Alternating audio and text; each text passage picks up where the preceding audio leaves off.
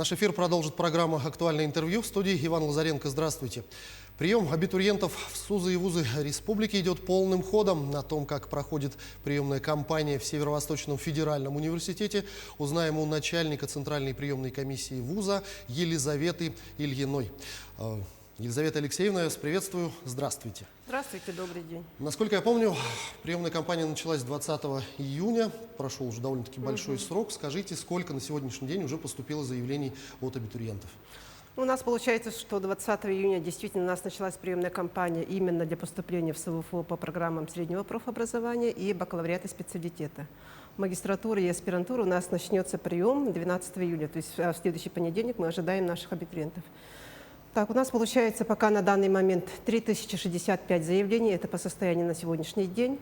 И получается, что мы в последние дни, особенно вот последние 3, 4, 5 дней, то есть наблюдается большой поток от и абитуриентов, и заявлений. То есть у нас получается в день в среднем где-то порядка 400 заявлений поступает, и это примерно от 200 абитуриентов. Получается, то есть у нас каждый абитуриент имеет право подавать на несколько программ. То есть у нас по среднему профобразованию неограниченное количество, и на программы бакалавриата и специалитета это не более чем 10 направлений по всему университету, включая вот в том числе именно в головной вуз 5 направлений подготовки они имеют право выбрать. Насколько я знаю, прием документов в этом году проходит в том числе и в онлайн-режиме. Скажите, как идет адаптация к такому онлайн-приему документов и какие еще способы документов доступны в этом году? У нас получается, что действительно у нас в прошлом году в экстренном порядке буквально был разработан личный кабинет абитуриента, через который все наши поступающие в прошлом году подавали. И в этом году он уже адаптирован, и мы привыкли, и все абитуриенты привыкли, что через личный кабинет абитуриента, это собственная разработка университета, можно подать все документы, прикрепить и договоры, и документы, подтверждающие особые права, и какие-либо индивидуальные достижения. То есть у нас абитуриенты работают через это. Но в этом году, в 2021 году, мы подключились также к суперсервису поступления в ВУЗ онлайн. Это на сайте госуслуг. Так, в этом году у нас пока что 53 человека подали через госуслуги. И это получается 177 заявлений. А через личный кабинет абитуриента 1114 человек подали. И получается, что это было 2524 заявления. Мы также принимаем документы через Почту России, то есть через почтовую связь, но в этом году у нас пока нет ни одного заявления и ни одного документа поступившего. Но в прошлом году у нас за весь сезон приемной кампании 2020 года это был 1 человек. Ну, он, в принципе, уже и поступил.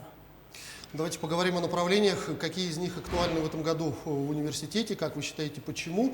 И, насколько я знаю, есть новшества в списке индивидуальных достижений, что-то новое включили. Расскажите об этом. Так, у нас, в принципе, ежегодно традиционно наблюдается большой конкурс, высокий конкурс на программы медицинского института. Это в основном самый высокий конкурс наблюдается на лечебное дело, на стоматологию, на педиатрию. Ну и в этом году у нас такая же картина. И, конечно же, это программы финансово-экономического института, юридического факультета, филологического факультета, ну и отдельных технических программ. Ну и, конечно же, это институт математики и информатики. Также у нас ежегодно наблюдается высокий конкурс на архитектуру.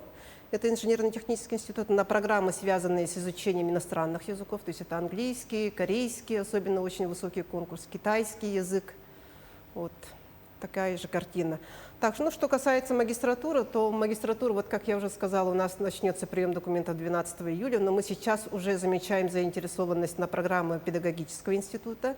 То есть у нас получается, и это могут быть и выпускники прошлых лет вуза, которые уже где-то работают, и они, в принципе, вот, которые работают в педагогических организациях, то есть в образовательных организациях, они поступают на эти программы. А также у нас работающие сотрудники поступают на программу Института естественных наук, это экология и природопользование, тоже магистратура, на программы финансово-экономического института, конечно, и на программы юридического факультета, то есть ежегодно высокий конкурс. Это что я сказала по программам магистратуры. Так, что касается индивидуальных достижений, то у нас в этом году действительно индивидуальный, то есть перечень, список индивидуальных достижений, он скорректирован в соответствии с порядком приема. То есть туда входят только те мероприятия, которые утверждены приказом Министерства науки и высшего образования, приказом Министерства просвещения, там на 665 мероприятий.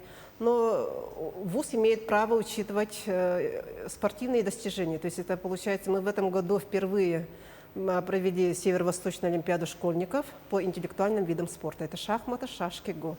Ну, в этой олимпиаде приняли участие 312 человек. Это не только вот из Республики Саха, но и из Хабаровского края, из Камчатки. Ну и получается вот их результаты, то есть участники этой олимпиады и победители, и призеры, они также получат дополнительные баллы при поступлении в университет. Ну вот давайте как раз о поступлении поговорим. Как пройдут испытания вступительные в этом году? Так, вступительные испытания у нас намечаются вот с той недели, 16 июля у нас будут первые экзамены. Расписание на бакалавриат и специалитет оно уже утверждено и размещено на сайте. В принципе, вот абитуриент подает через личный кабинет абитуриента, и он у себя уже видит, в какой день он приходит. То есть он не то, что приходит, в кавычках, да, он заходит в свой личный кабинет абитуриента и по ссылке проходит уже дистанционно. И получается, в этом году все вступительные испытания мы будем проводить дистанционно. В прошлом году уже все экзамены были проведены дистанционно, поэтому уже опыт и у экзаменаторов также есть. И сейчас снимаются видеоконсультации, как пройти. Ну, в принципе, они вот актуальны, то есть актуальность они и не потеряли с прошлого года. Так, это у нас будут через средства видеоконференц-связи. Это может быть и Google Meet, это и через Zoom у нас отдельные экзамены будут. Ну и вот основные экзамены, например, по русскому языку, на которые мы примерно ожидаем порядка 1500 человек, это будет через систему электронного дистанционного обучения Moodle с помощью процедуры прокторинга и идентификации личности. То есть человек сидит через компьютер, его камера обязательно на него смотрит, звук включен, и получается, он сидит перед компьютером и пишет. И экзаменатор или организатор этого экзамена уже видит данного абитуриента, это может быть 1000 человек одновременно, уже наблюдает, кто что, как пишет. И то есть, ну, учитывая, я так понимаю, в прошлом году Да. было что-то подобное, это все работает и Да, это все успевает работает. следить за всеми, да? Да. Ну, там получается, что вот эта сама система прокторинга, она, если человек отвел глаза в другую сторону, если звук идет какой-то посторонний, тогда получается уже, конечно же, идет сигнал, что вот человек куда-то отвлекся или какие-то посторонние звуки, и вот именно организатор обращает внимание на это. И в таком случае даже могут отстранить от экзамена. Конечно, конечно. У нас в прошлом году были такие случаи. И эти записи, видеозаписи, они у нас сохраняются в течение 1 года. То есть, если что-то, то потом можно как-то оспорить результаты и принятые решения. Угу. Расскажите, когда будут первые приказы о зачислении? Так, первые приказы у нас будут на обучение по программам бакалавриата и специалитета. Это, получается, вот мы с 20 июня начали прием документов, 29 июля завершаем прием документов, 2 августа у нас размещаются уже по итогам вступительных испытаний, по итогам всех, то есть учета всех индивидуальных достижений, это у нас получается конкурсные списки. Так, и 6 августа уже будут изданы первые приказы о зачислении на обучение по программам бакалавриата и специалитета без вступительных испытаний. Это могут быть победители и призеры олимпиад школьников, утвержденных приказом Министерства науки и высшего образования. Это у нас лица, поступающие по особой квоте, то есть это дети-инвалиды, это дети-сироты, лица из числа детей-сирот или оставшихся без попечения родителей, и поступающие по целевой квоте. 6 августа тогда у нас будет издан данный приказ, и на бакалавриат и специалитет у нас 17 августа завершается уже вся приемная кампания по очной форме на бюджетные места. То есть 17 августа будут изданы последние приказы. Так, что касается среднего профобразования, мы принимаем документов до 15 августа, и буквально вот 20 августа уже будет издан приказ. Он будет один, то есть один единый именно по программам среднего профобразования.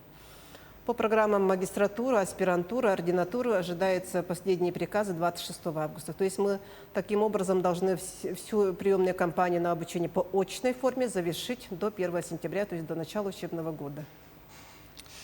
Но все-таки не будем спорить, что система среднего профессионального образования и высшего образования у нас в республике находится на довольно-таки высоком уровне, если смотреть в целом по стране.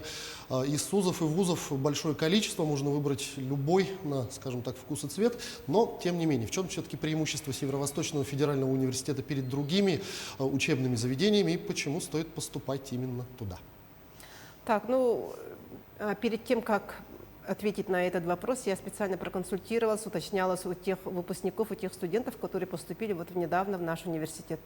И получается, что многие отмечают, конечно же, близость, то, что здесь родные, то, что там, возможно, какие-то будут сложности с адаптацией, но, возможно, это связано с какими-то страхами, но все отмечают, что здесь у нас очень Комфортно, уютно, близко. Да, комфортно, уютно, близко. И то, что есть обязательная поддержка молодежи, то есть студентов, это есть и социальные стипендии, высокие стипендии для студентов, которые отличаются в учебе, в спортивных достижениях.